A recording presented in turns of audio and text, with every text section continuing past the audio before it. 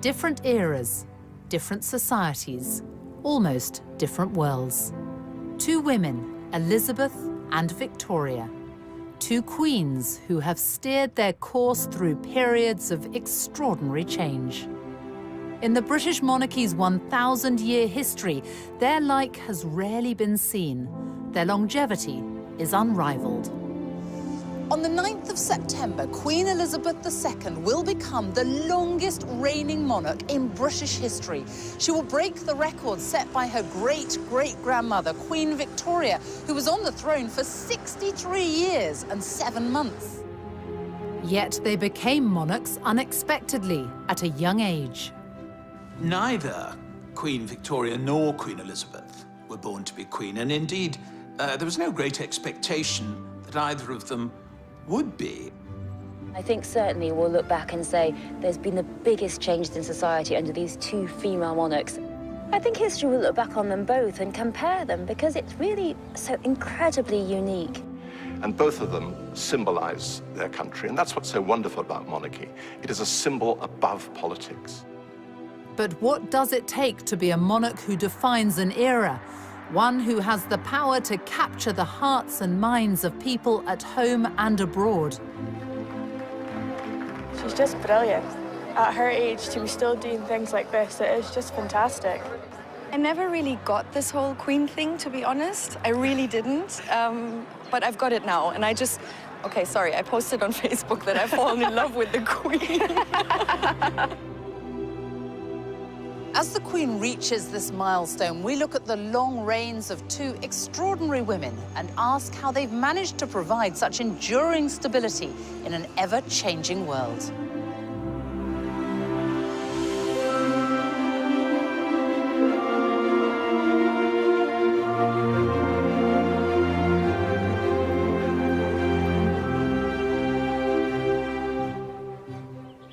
It's March 2015 at Canterbury Cathedral.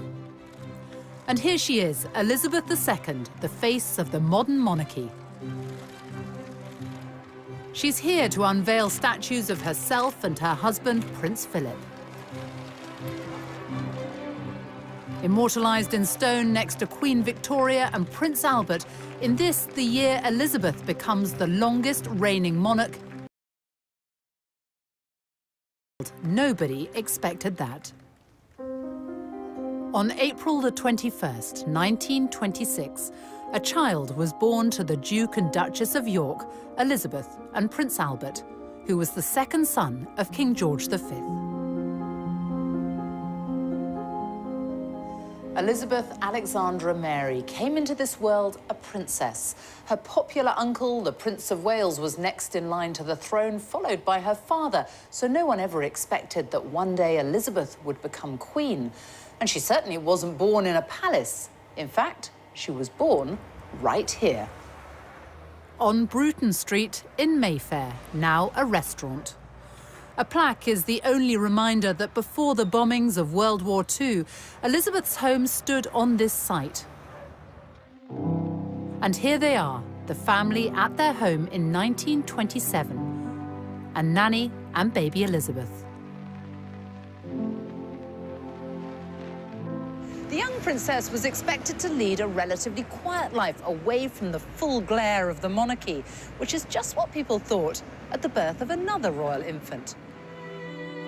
Victoria was born in a palace, Kensington Palace, on May the 24th, 1819. At birth, she was fifth in line to the throne.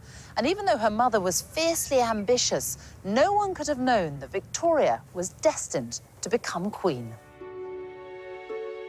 She too was raised quietly, away from court, under the care of her strong-willed German mother, Victoria Maria Louisa, the Duchess of Kent. Here she is, Victoria. Victoria herself. Victoria spent her childhood here in Kensington, and she said herself, "I had a very unhappy childhood." And she was also a long way from the throne. No one thought she'd ever come anywhere near it. Basically, when she was born, she was intended to be married into other royal families, a very minor royal, so no one thought anything much of it. By her own account, Victoria was brought up very simply here in a suite of rooms on the first floor of Kensington Palace. It was a privileged but isolated existence. What we do know is that she remembered later on this terrible, oppressive, melancholy childhood. We think it was a little bit more complex than that. In what way?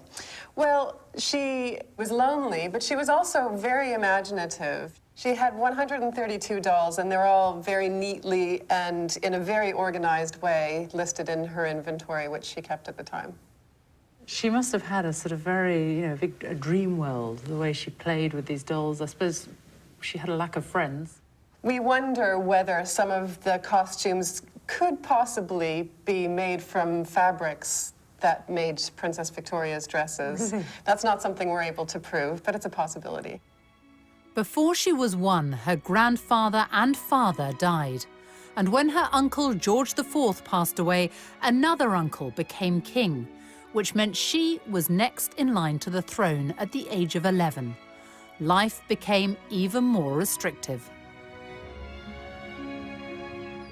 Her mother kept her under, well, pretty much lock and key. They called it the Kensington system. They wanted control of her, so they kept her under 24-hour surveillance. She wasn't allowed to have a single minute alone, because what they wanted was her to come to the throne at, say, 10, 12, and they be the one in the power. They be the one being regent.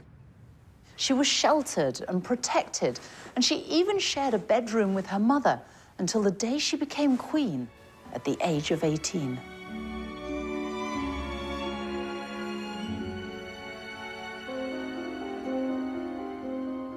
In stark contrast, Elizabeth's early life was happy and carefree. She had the constant companionship of her younger sister, Princess Margaret. Princess Margaret. We four. They had the common touch. They had ordinary Scottish nannies. Scottish nannies looking up. Boba MacDonald taught her how to iron the wrapping paper of her presents and put it away in a drawer so that she could reuse it. But she went on the bus, she went to the museums, and all the time, in those early years, she was just being prepared for the life of a young lady of the middle to upper classes. But all that changed suddenly in 1936. It was the year of the Three Kings. In January, King George V, Elizabeth's grandfather, died. Her uncle took the throne as King Edward VIII, but his reign lasted just 325 days. He abdicated in order to marry the twice-divorced American Wallis Simpson.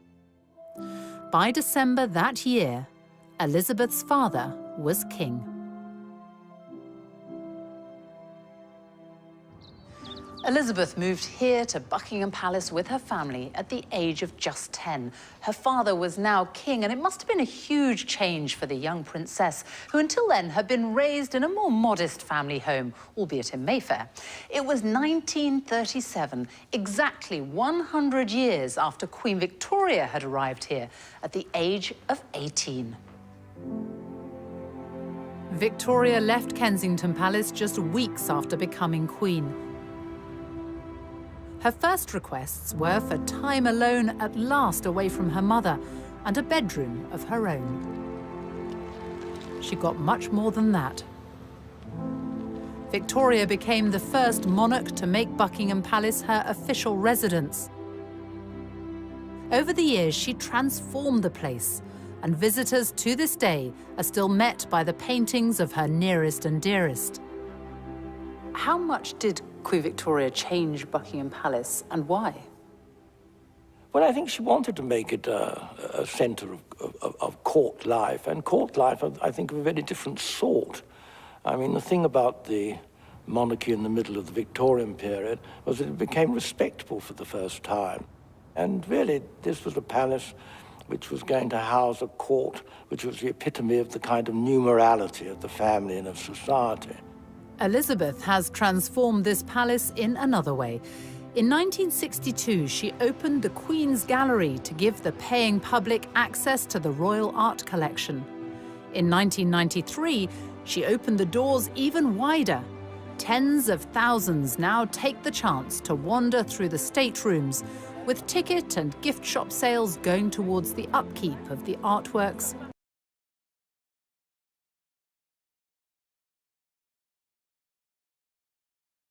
Guests are invited to a reception at Buckingham Palace for the Queen's Award for Enterprise, now in its 50th year. And each guest is greeted personally. It means a huge amount to these businesses. You could be in China, you could be in India and Brazil. People will see the emblem of these awards and they will know that you've got that because you're a very successful British business, and it actually then leads to more business, which is great news for Britain. Such a boost to me personally, to my confidence as a businesswoman, but obviously to the business. I've met so many fantastic other businesses, so I look forward to a lot more business networking as well. The questions she was asking tonight were quite interesting. They were very business orientated, and she obviously knows what's going on, which is great, you know. The Queen herself is such an inspiration for all of us. And so for women in general, I think, you know, I mean, an inspiration of hard work, dedication, you know, like what entrepreneurs should look up to.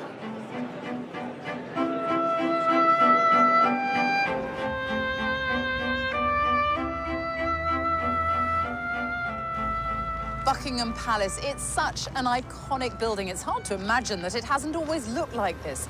But Queen Victoria wanted to extend the palace, and so she sold Brighton Pavilion to pay for it and added on this whole frontage, everything you can see now, including, of course, one of the most famous balconies in the world. Here's Victoria in 1893, first photographed on the balcony. And Elizabeth, her great-great-granddaughter, making her debut as a baby.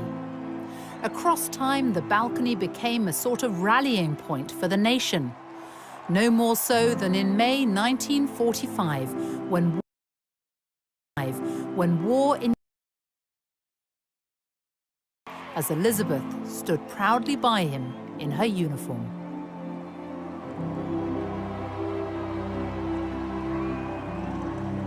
Growing up during World War II shaped the future Queen.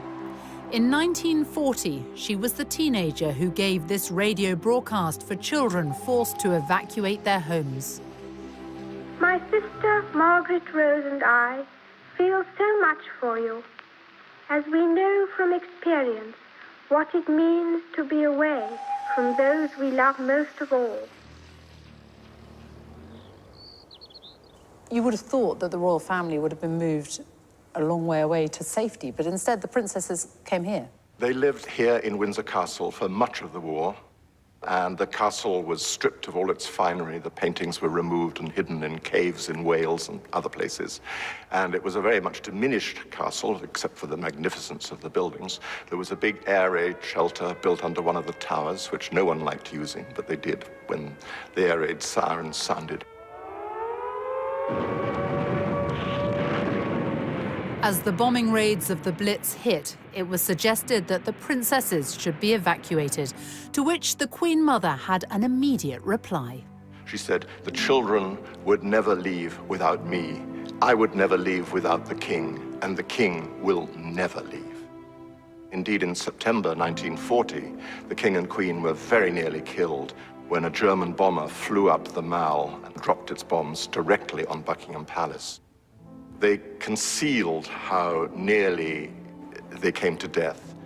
They realized instantly that they had to be the focal point of the nation at war. And that was transferred to Princess Elizabeth, and we have seen that ever since, duty is what has defined her and led her and inspired her. Elizabeth, unlike Victoria, was able to learn the art of being a monarch from her parents. But both entered public life in the same way and in the same place, each showing their commitment to the armed forces.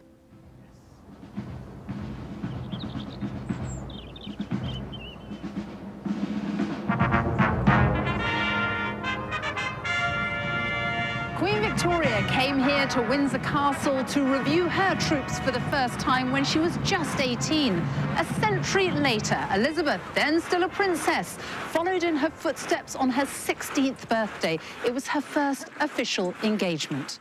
The British Grenadiers then marched past Her Royal Highness the Colonel. She's back. It's April 2015. Now 89, the Queen is presenting new colours to the 1st Battalion, the Welsh Guards. She knows the military inside out and played her part in the war effort when she joined the Auxiliary Territorial Service at the age of 18. One of the things she did was to learn how to strip down a truck. And there are famous pictures of her doing so. And she worked with other people who had been called up who were serving from all walks of life. And I think that was her first proper introduction to life outside of the family. And these were all sort of incremental steps in her training, if you like, towards being the monarch. Her Majesty the Queen knows absolutely everything that's happening in the ceremonial state occasion.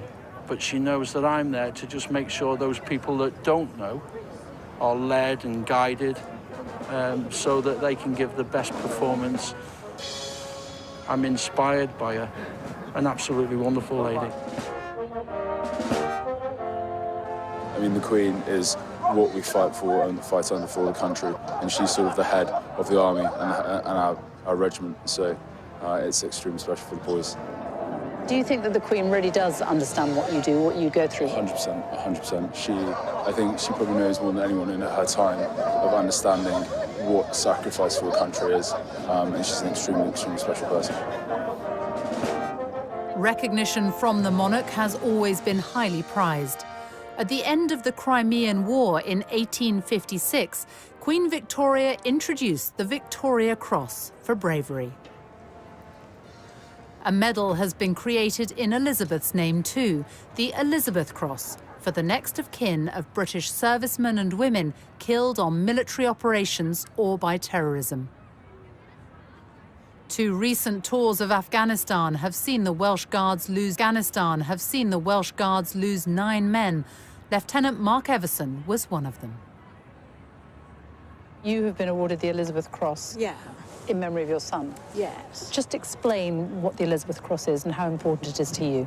Most awards that are given to soldiers, but this is something for the families, which is actually saying, you know, the families are involved in this as well. However prepared one is for soldier death, it leaves a huge hole in families.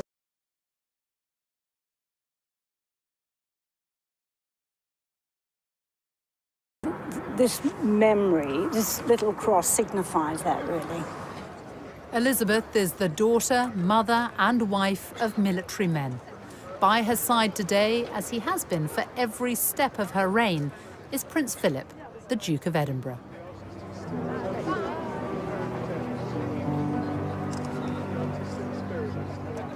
They got to know one another in 1939, as Elizabeth accompanied her parents on an official visit to the Royal Naval College, Dartmouth. The cadet assigned to show her around was Philip, a prince by birth of Greece and Denmark, also a great-great-grandchild of Victoria's. The Queen saw him, this handsome young Viking with his sense of humor.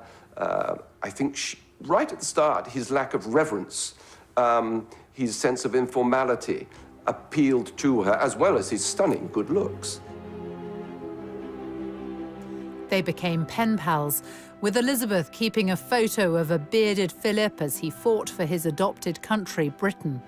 It was a love match. And in 1946, after a holiday at Balmoral, they got engaged, and though secretly, because the King and Queen asked them to postpone the public announcement until the following year. The royal family and Princess Elizabeth's fiancé have permitted these special film studies to be made in response to the rapidly mounting worldwide interest in the forthcoming royal wedding on the 20th of November in Westminster Abbey. I am Alexandra Mary. Take thee, Philip, Take thee, Philip, To my wedded husband. to my wedded husband. To have and to hold. They wed when Elizabeth was 21.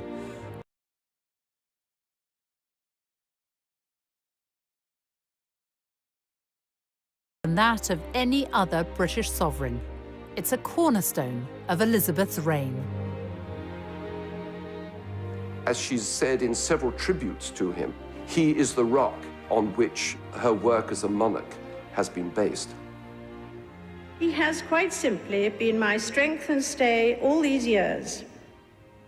And I and his whole family, and this and many other countries, owe him a debt greater than he would ever claim, or we shall ever know. Queen Victoria had her rock too.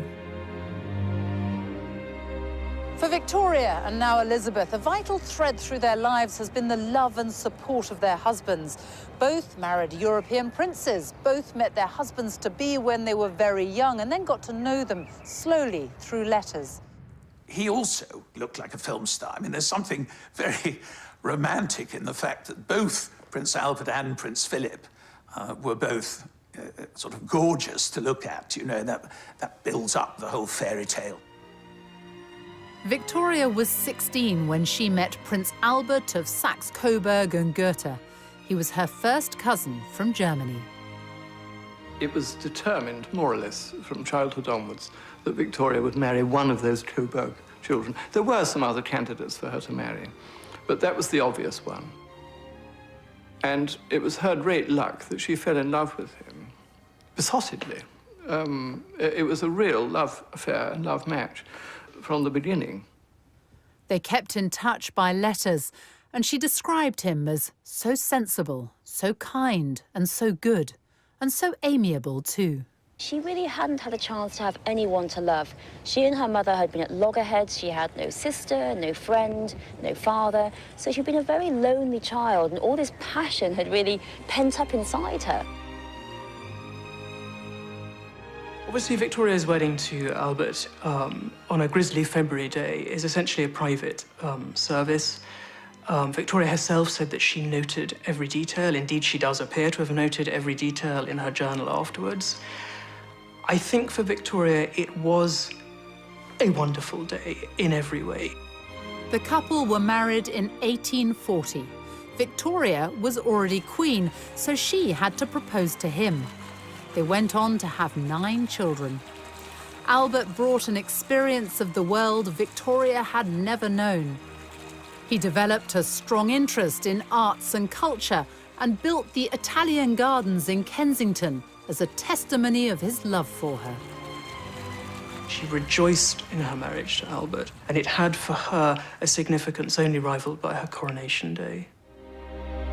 Victoria's coronation came after the death of her uncle, William IV. It's one of the quirks of the hereditary system that one is expected both to mourn and rejoice at the same time, mourn the death of one sovereign, rejoice in the accession of the next. I think in 1837 there is a definite imbalance. There is notably more rejoicing than mourning. She loves being queen at the age of 18. She tells the wife of a courtier that she woke up one morning afraid it might all turn out to be a dream. She thoroughly enjoys the dream. 400,000 people flocked to London for her coronation, helped by the transport revolution, the railways, and the hopes of a nation resting on youthful shoulders, something shared by only 2 women in more than 100 years. Elizabeth's path to accession came in 1952. In January, she and Philip were waved off at the airport by her father, King George VI, as they began a Commonwealth tour in his name. It was the last time they would see one another. He was only 56. On February the 6th, 4,000 miles away from London, Princess Elizabeth was brought the news the world was soon to hear. It was announced from Sandringham at 10:45 today that the King, who retired to rest last night in his usual health, passed peacefully away in his sleep earlier this morning. People were shocked by the death of the King. It wasn't anticipated, except in an inner circle who knew just how ill he was.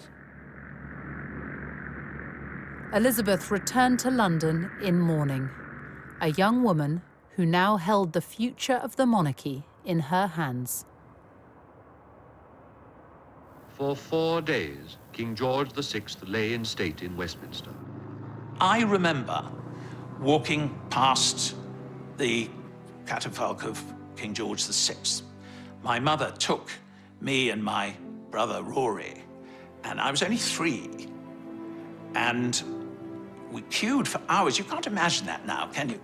Queuing for hours outside Westminster Hall. But she said, you will remember. You will remember this all your life, and this is something we owe him. The nation mourned for the man who had saved the British monarchy. He passed on the essential value of duty to his daughter, something his great-grandmother, Victoria, understood well herself. In 1838, Queen Victoria, at the age of 19, came here to Westminster Abbey for her coronation. Just over a century later, her great-great-granddaughter Elizabeth followed in her footsteps and was crowned right here in the very same place. More than 8,000 people packed the Abbey that day, and millions were watching on the television around the world. Elizabeth was 27 years old and the mother of 2 young children.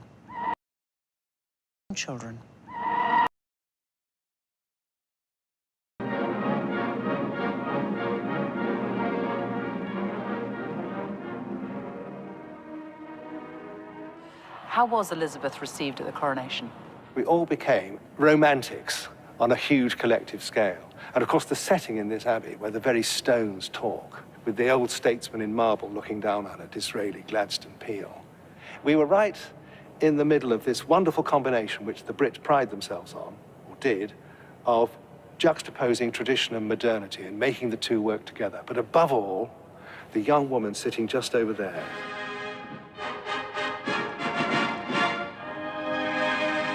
Seared across the Velcro of memory, and it's a very dazzling searing because post-war London was very drab. We'd lost 1/3 of our wealth in the war. There was still rationing. Very few people had any new clothes.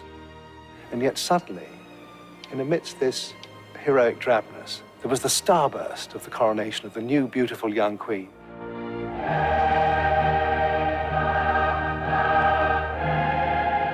I remember it. I was on Victoria Embankment, and it was a kind of magic moment when the great golden coach went by, and then this smiling figure. It was one of the moments of the reawakening of the country after a long and tense and deprived period. And for those who weren't there, thanks to the revolution of television, the nation could watch from their living rooms.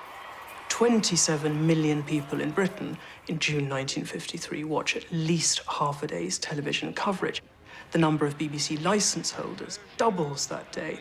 So there is this sense of what newspapers refer to as coronation fever. We've only known in recent years that it was, in fact, the Queen who said, yes, it ought to be televised. An acknowledgement that the monarchy, as it were, belongs to the people. You've got to, with the new means of communication. And then this smiling figure, just all the diamonds reflecting, with the Duke of Edinburgh. But I mean, I remember it so absolutely vividly. 5 months after her coronation, Elizabeth returned to the Commonwealth tour she'd begun before her father's death. Now she was Queen and also head of the Commonwealth of Nations, which, from small beginnings, has expanded during her reign to take in 53 countries. She has visited almost all of them. I think historians will look back on the reign and achievements of Elizabeth II and pick out the Commonwealth. The Commonwealth is a real family, so successful that countries that are not former British colonies have asked to join and been allowed to join. For Victoria, she was Empress of India, with the reach of a global superpower, the British Empire. Not that she saw much of it. Britain did rule half the world And it stretched everywhere from Canada to Australia and included great tracts of Asia and Africa. And it's true that Queen Victoria didn't visit any of these places. She was very much in touch and thinking about them a lot. She became besotted with India and Indian culture in her later years. She taught herself Hindustani, and she could speak a little bit of Urdu. She would have loved to go to India, but they didn't let her. So in her mind and her spirit, she traveled, completely unlike Queen Elizabeth, who actually travels. Queen Elizabeth II has crisscrossed the globe for more than 60 years. Here and abroad, she has shaken the hands of history.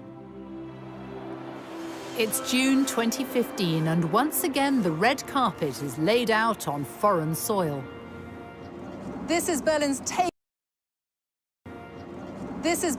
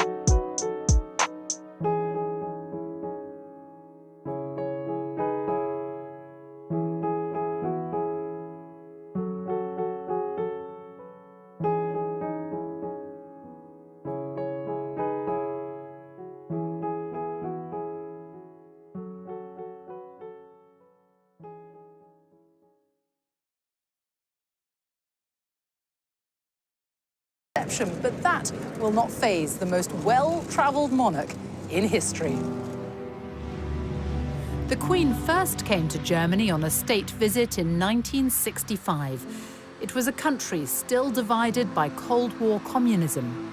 Her visit was a gesture of solidarity and a step towards normalizing relations with Germany in the decades after World War II. People still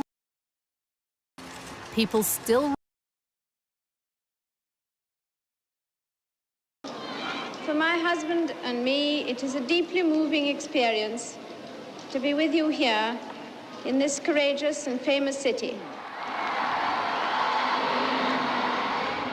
50 years on, Germany, now a unified country, has changed dramatically. The welcome for the Queen hasn't.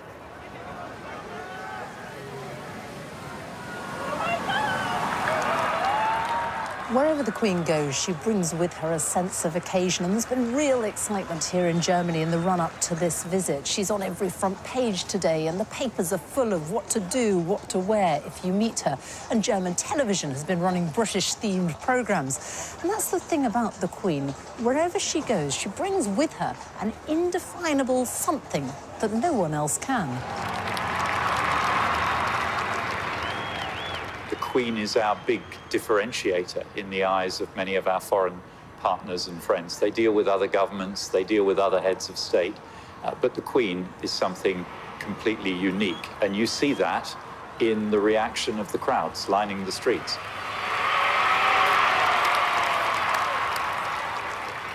Two of the most powerful women in the world, one a monarch, the other the German Chancellor, who has been dubbed the Queen of Europe, and the German Chancellor, who has been dubbed the Queen of Europe.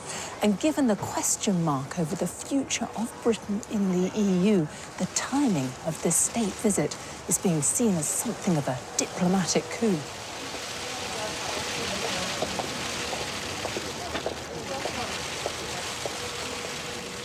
I think for many people, for many different reasons, this is a very important visit, a very important moment, and it brings Britain and Germany closer together at a time which is, for us, actually very important for there to be good and close relationships.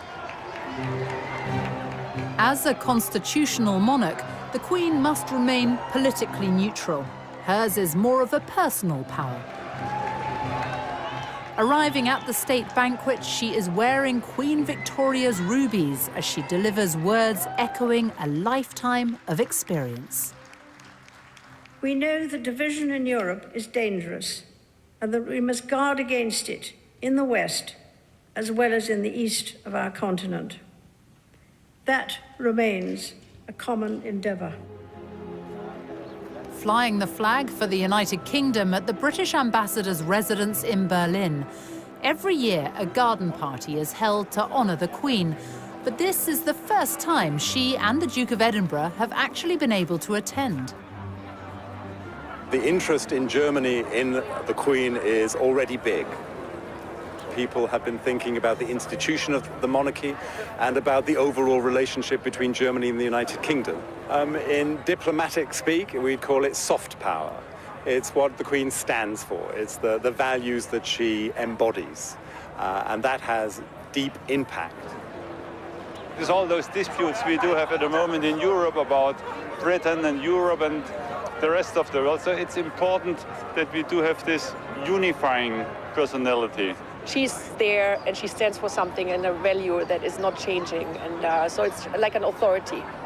You know, all the emotions here at this garden party that show that there's a very strong belief in Germany that please stay in the EU, we need you. Very smiley and talkative, actually. Yeah, and I never really got this whole Queen thing, to be honest. I really didn't. But I've got it now, and I just... Okay, sorry, I posted on Facebook that I've fallen in love with the Queen.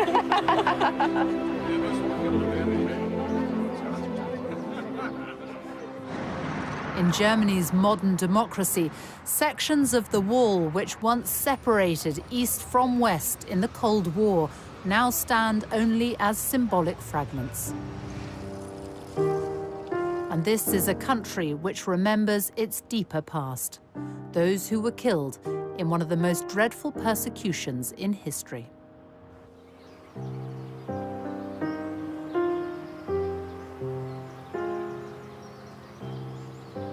70 years ago, British forces liberated this camp, and they discovered, much to their horror, that on this very soil, tens of thousands of people had died in a most horrific fashion.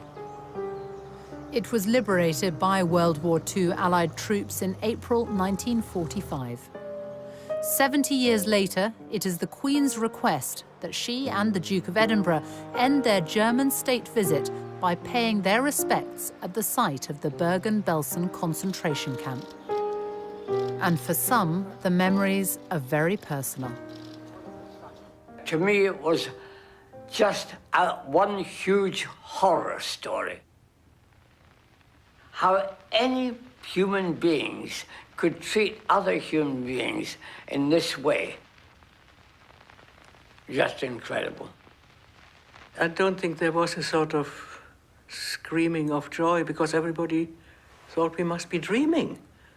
We hear an English voice. That wasn't what we were preparing us for. We were preparing us to die.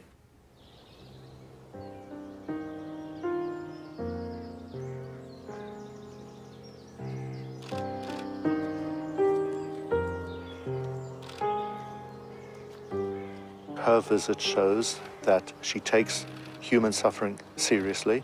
She identifies with the pain and deep suffering of the Jewish people. And together with so many other people, she's absolutely determined to guarantee that the horrors that took place here in Belsen will never happen anywhere else again.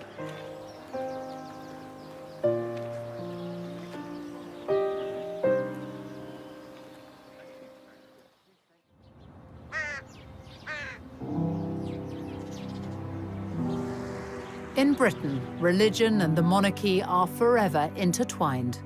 Since King Henry VIII famously separated the English church from Rome, every monarch has become defender of the faith and head of the Church of England. Victoria. She was devout, outspoken on church matters. She even wrote about her views on sermons in her diaries. I think that sincerity of faith is something that Queen Victoria shares with Elizabeth II. I feel absolutely sure that both women, in what is unquestionably a very lonely position, have felt upheld at moments, many moments possibly in their reign, by a very strong Christian faith. Many have found the practice of quiet personal reflection surprisingly rewarding, even discovering greater spiritual depth to their lives. In her Christmas broadcasts, she talks often about how the teachings of Christ are what inform and inspire her.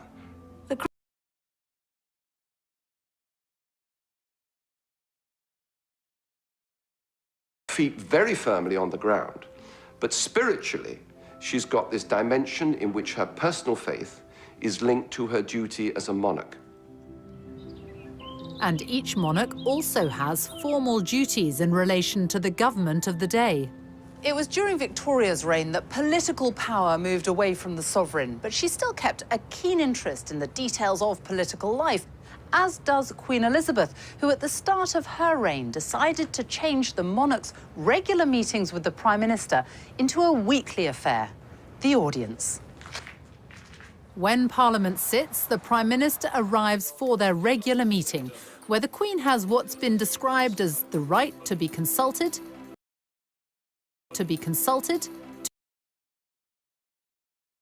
the course of 12 British Prime Ministers.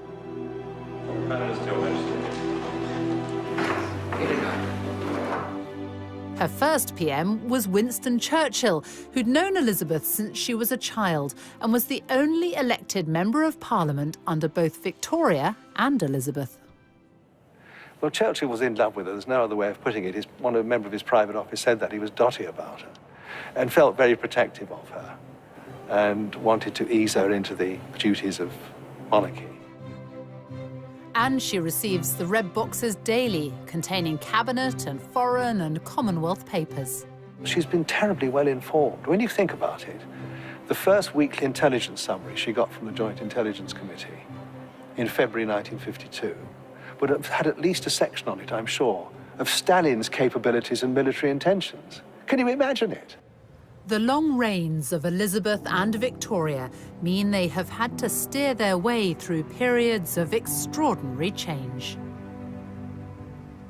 Queen Victoria's reign saw the Industrial Revolution, economic progress, and the growth of the British Empire. Scores of grand buildings went up during the Victorian age, many of which are still with us today, like this one, the Victoria and Albert Museum.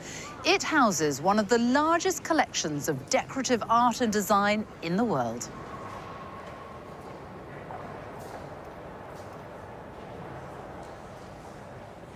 So, what is Victoria and Albert's legacy in terms of art and culture? It's fundamental. I mean, this museum, as you know, is the Victoria and Albert Museum, and that name is not an accident.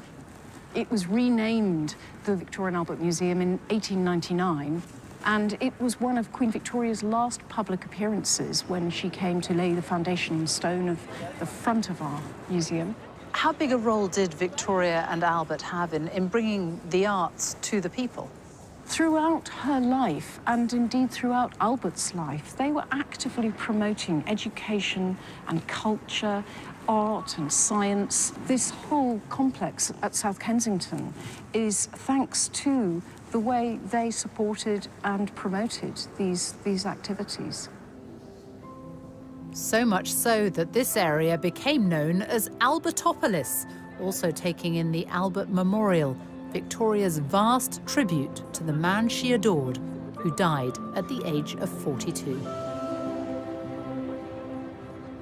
The great expansion seen in the Victorian age has not been repeated during Elizabeth's reign. Instead, there have been huge leaps in science, technology, medicine, even space travel, and far greater freedom and tolerance. In an age of rapid innovation and cultural change, the Queen recognises pioneers from every field. At Windsor Castle, she has a gathering of the holders of the Order of Merit. It's a celebration of the elite from music, art, medicine, astronomy, architecture, theatre. Queen Victoria may have been the first monarch to try the telephone with none other than the inventor Alexander Graham Bell. But it was Elizabeth who, in 1958, made the first direct-dialed long-distance telephone call. This is the Queen speaking from Bristol. Good afternoon, Lord Provost. Good afternoon, Your Majesty. She was the first British monarch to send an email in 1976, and has a Twitter, Facebook, YouTube, and Flickr account in her name.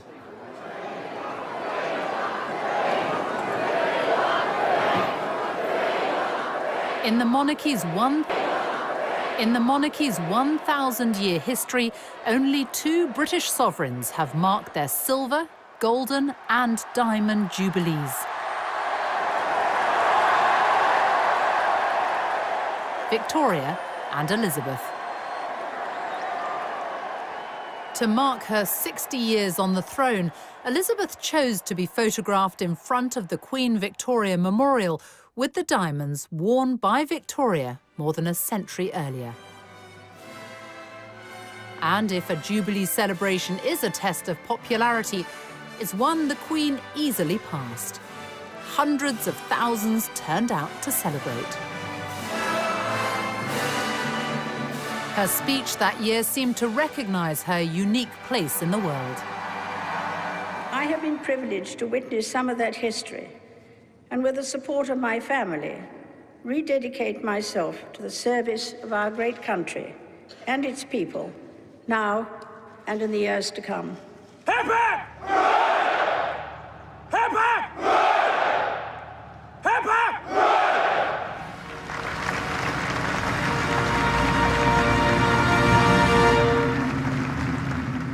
And then that same year, for the London Olympics, the Queen was cast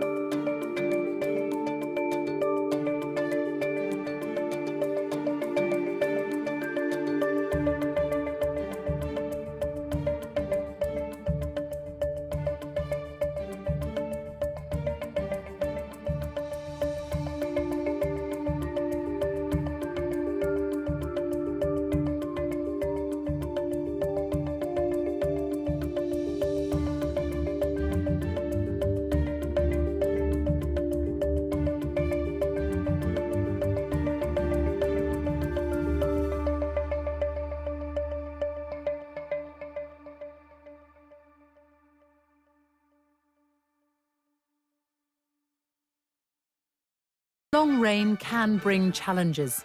Unlike Elizabeth, Victoria had to spend almost 4 decades without her beloved husband by her side. Queen Victoria did flag after the death of Prince Albert, not for the rest of her reign, as some people mistakenly think. It was really for about 10 years that she was much more in retirement, and she worked all the way through it. I mean, there's a fantasy that she was just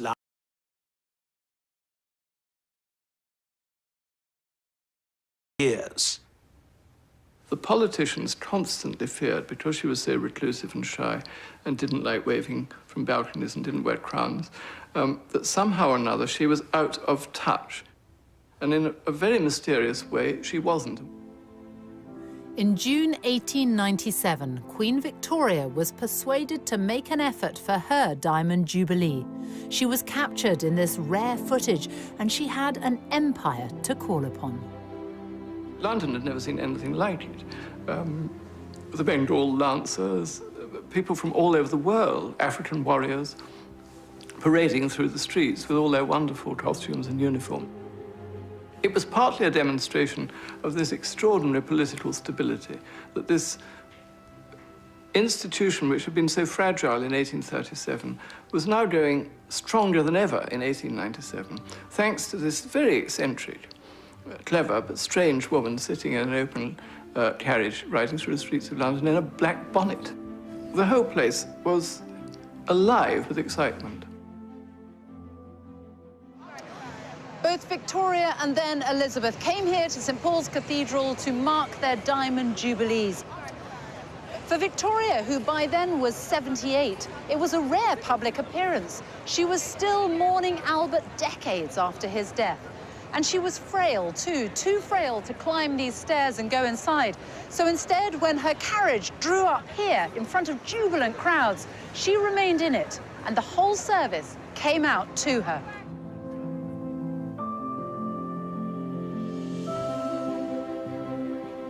But we do know what Queen Victoria thought about her Diamond Jubilee. She wrote about it in her journals, and just a few years ago, Queen Elizabeth had them all put online. Victoria wrote, "A never-to-be-forgotten day. No one ever, I believe, has met with such an ovation as was given to me, passing through those 6 miles of streets, including Constitution Hill. The crowds were quite indescribable, and their enthusiasm truly marvelous and deeply touching. The cheering was quite deafening, and every face seemed to be filled with real joy. I was much moved and gratified."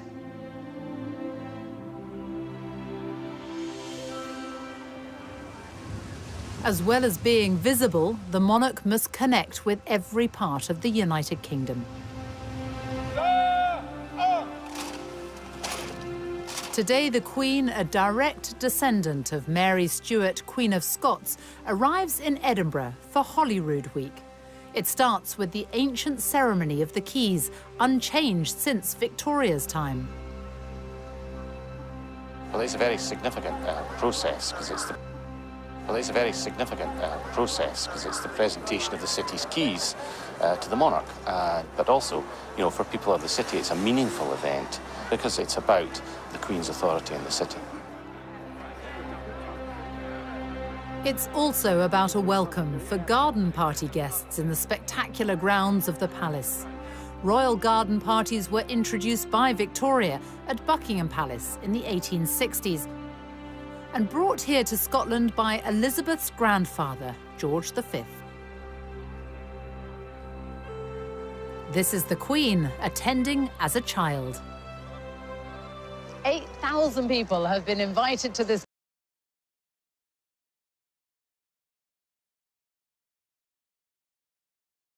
and heritage.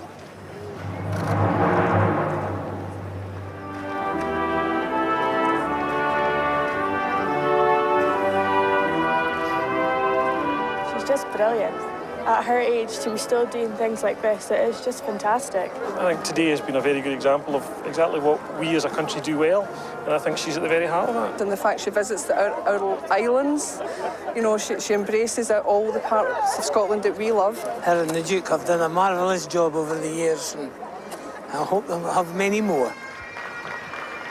what over the 6 decades of her reign has been done is the knitting together, I think, of an extraordinarily ever richer tapestry of Scottish life. My lot are part of the older threads, but every year through this great gathering, new, fresh threads are added. The Queen has deep personal connections to Scotland. Her mother grew up here. Her sister, Princess Margaret, was born here. In fact, she was the first royal baby to be born in Scotland for more than 300 years. And since she was a child, Scotland is where the Queen has always come on her family holidays. During late summer and autumn, the Queen still enjoys her longest spell of privacy in the place she's visited since childhood.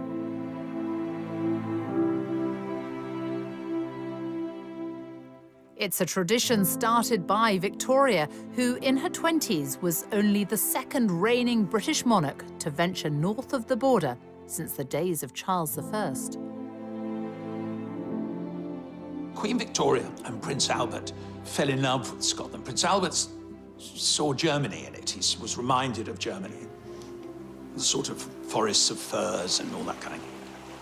Queen Victoria was privy to a kind of ordinary life up there that was more difficult in Windsor or in London. Victoria did deer stalking and watercolours and long walks in the heather and getting rained upon and all that. I think there's something about its sort of vastness when you get up into the Highlands, and that sense of being far away in this kind of mountain kingdom. Victoria and Albert bought land here, which they developed, building the magnificent Balmoral Castle. Balmoral was very carefully chosen up on a bluff with the forest quite far back and the water very much below and so on. And it became their own place. You know, it wasn't a house of the British monarchy. It was the house of Victoria and Albert. And that meant a great deal to her. The home lovingly designed by Albert for Victoria now belongs to Elizabeth. A private residence, but no longer just a royal idyll. For 18 weeks of the year, it's open to the paying public. As she grew older, Victoria spent much of her life at Balmoral.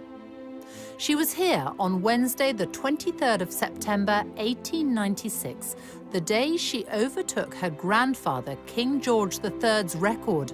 She wrote, "Today is the day on which I have reigned longer by a day than any English sovereign." Just days after Victoria had become the longest reigning monarch, she was pictured right here beneath the terrace at Balmoral. It was a very special moment, and that's because it was the first time that Victoria had ever been captured on film.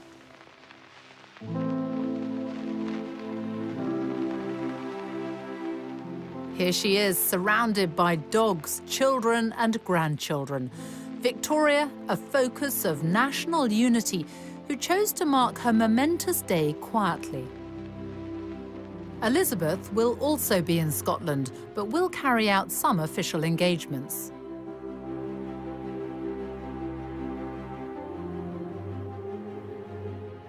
This is where Queen Victoria was on the day that she became the longest reigning monarch in British history. And this is also where her great-great-granddaughter, Queen Elizabeth, will be when she passes that record on the evening of Wednesday, September the 9th. She will have been on the throne for 23,226 days. There'll be no fuss, no grand celebration. It's business as usual, we're told. But all the same, it is a remarkable achievement and something none of us will ever again see in our lifetime.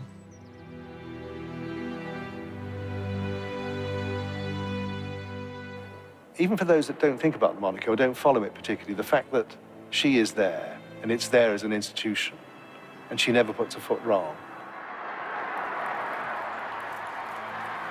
I don't think we should withhold our gratitude to both women for keeping this institution, which I think many people cherish, in spite of all the jokes we make about it.